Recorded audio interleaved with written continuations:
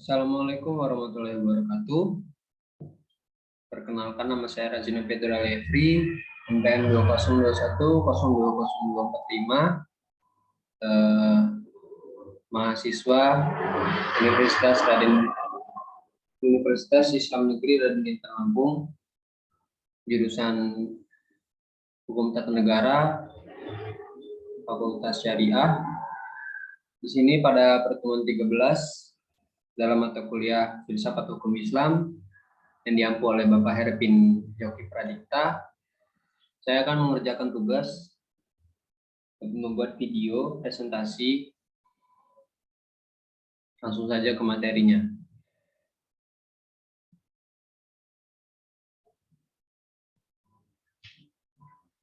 Materi di pertemuan 13 yaitu pembaruan hukum Islam dan tujuannya.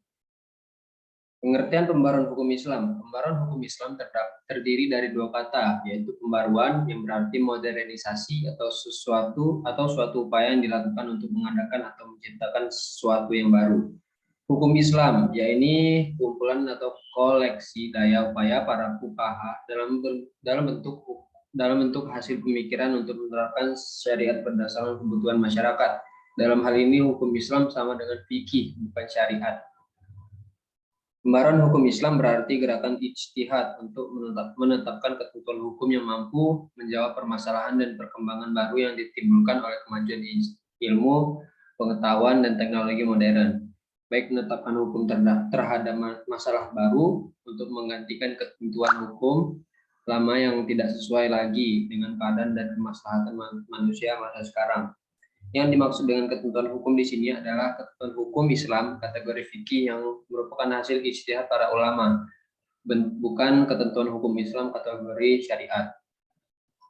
Lalu pengertian ijtihad. Ijtihad adalah salah satu wacana dalam pembaruan. Secara terminologi, ijtihad adalah mengerahkan seluruh kemampuan dan usaha dalam mencari hukum syariat. Kata ijtihad hanya digunakan pada usaha yang memerlukan pengerahan tenaga semaksimal mungkin demi sebuah tujuan. Pembaruan juga dapat dilakukan dengan usaha-usaha pentahkikan. Dengan usaha pentahkikan ini akan terlihat keaslian dan kemurnian ajaran Islam. Cara ini lebih mudah dibandingkan dengan ijtihad. Meskipun cara ini barangkali termasuk dalam wilayah ijtihad.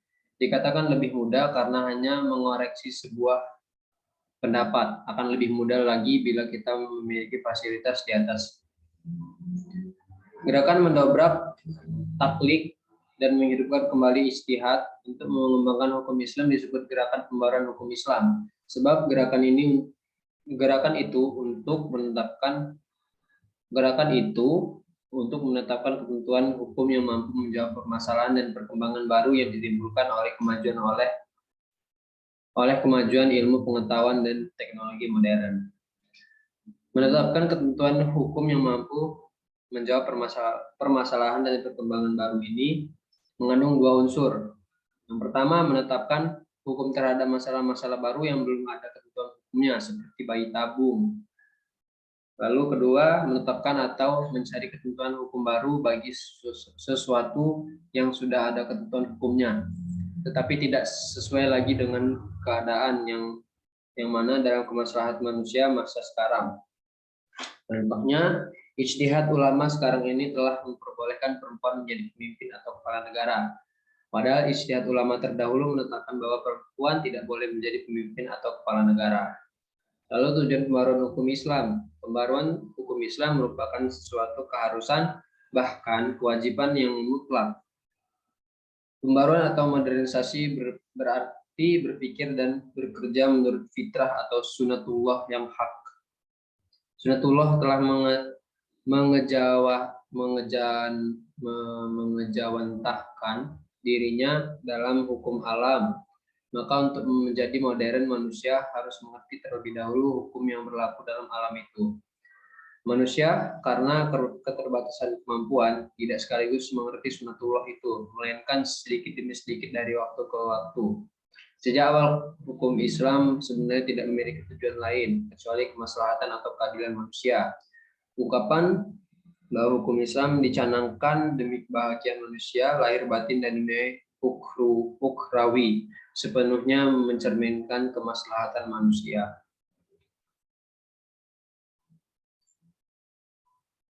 Sekian presentasi dari saya. Apabila ada kesalahan kata-kata, saya mohon maaf. Wabillahi taufik wal hidayah. Wassalamualaikum warahmatullahi wabarakatuh.